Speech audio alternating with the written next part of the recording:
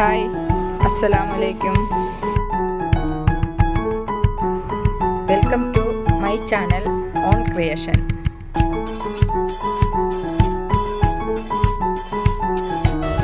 இன்னைக்கு செய்ய போகிறது சில்லி பொரிக்கிறது.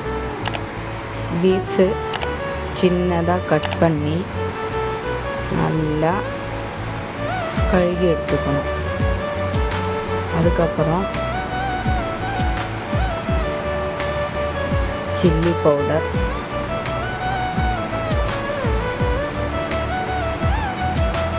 கார்ன்ஃப்ளவர், இஞ்சி பூண்டு பேஸ்ட்டு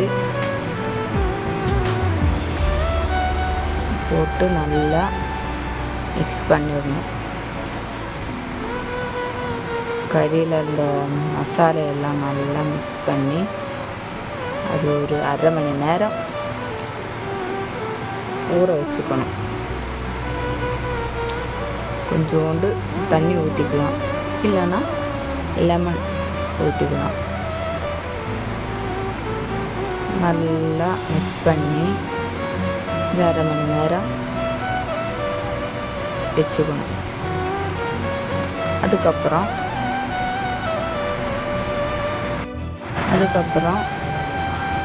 அரை மணி நேரத்துக்கு அப்புறம் சட்டியில் எண்ணெய் ஊற்றி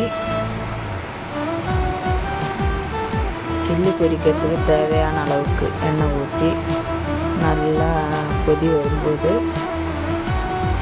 இந்த மசாலா தடவி இருக்கிற கறி அதில் போட்டு